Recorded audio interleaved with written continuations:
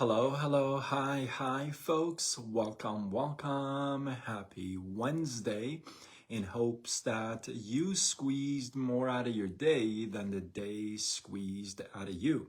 Welcome. I am Sean Azimi with SideGigSean.com, where I help you look, start, and grow your side gig.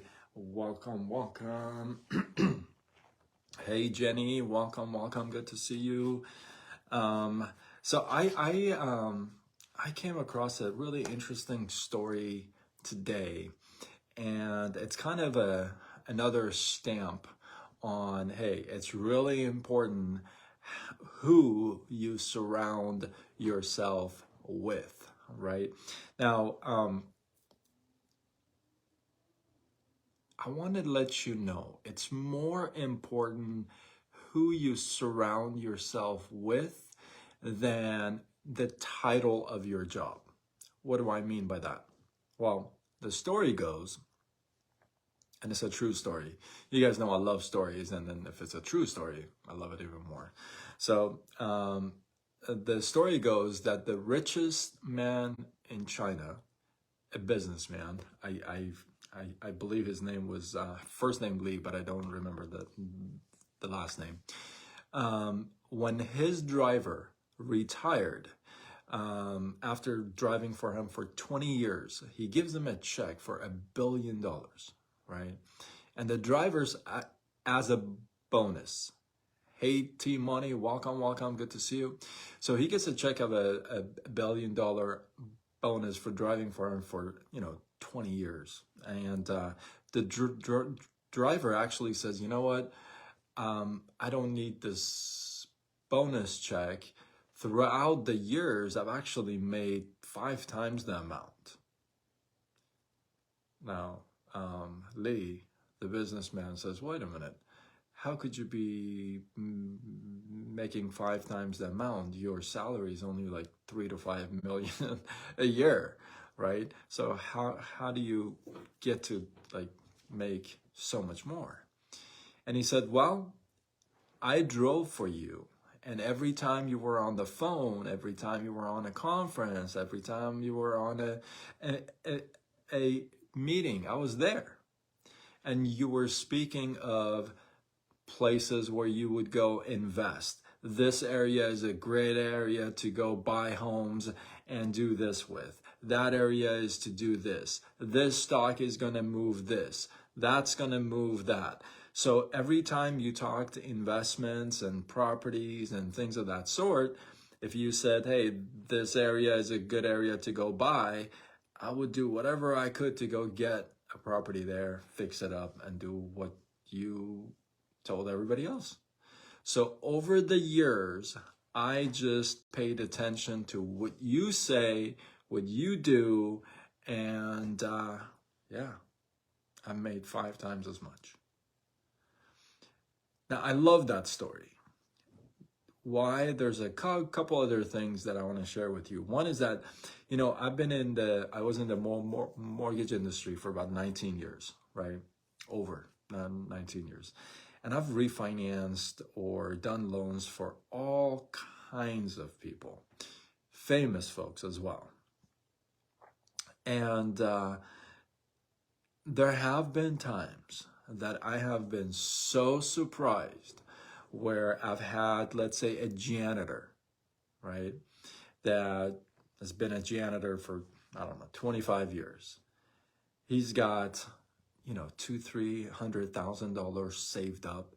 His house is paid off. He's got a rental. Like, this is multiple times that I've come across this. I've had bus drivers, school bus drivers, with major savings and really nice financial status and, multiple homes and even a side business.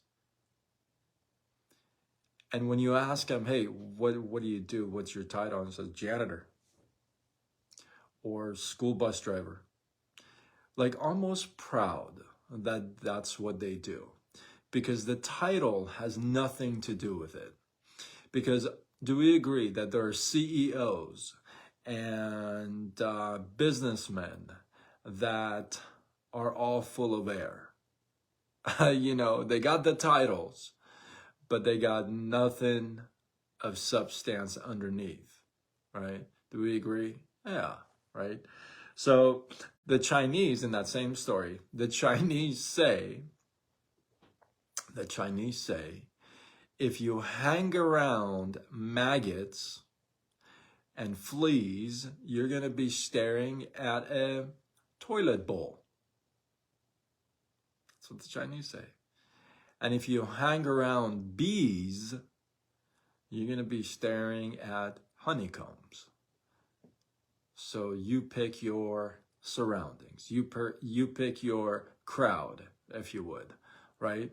And I got to tell you, it's so many times people get caught up with the title, right?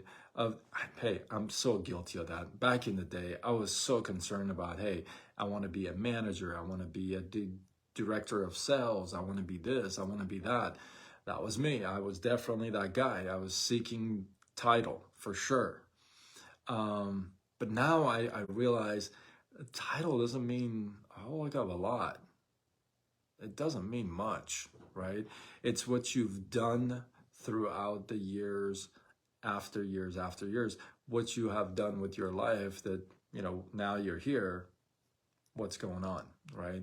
And I love that because this guy's been a driver for 20 years, right? Just driving this guy around, right? And he's been able not only just take his salary, but throughout the years and the interactions and being present there, right?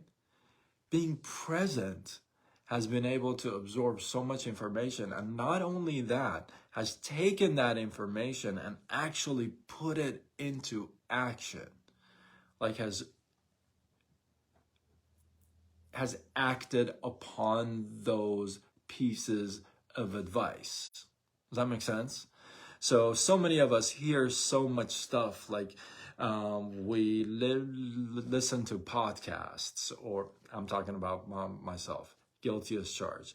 We listen to podcasts or YouTube stuff or motivational stuff or audiobooks, which I'm a big fan of. Audiobooks, and then we rarely apply the principles. We rarely apply those things, and that's where we fail, right? It's not in that we don't take in the information. Where we fail is where we don't apply the information. So surrounding is important, and who you pick for your surroundings and your pack, if you would, is important. So be particular with your crowd. Hopefully you guys got some love, some inspiration, some value from this. I appreciate you guys. Drop your thoughts, your comments, your feedback below. Hey, if you have an example of a surrounding that has cost you not so good, hey, if you want, you can share it in the comments. Let the feed grow. I appreciate you guys. And if you feel like this was worthy of sharing, do what you got to do. Spread the love. Tag a couple people. Share it on your wall. You know.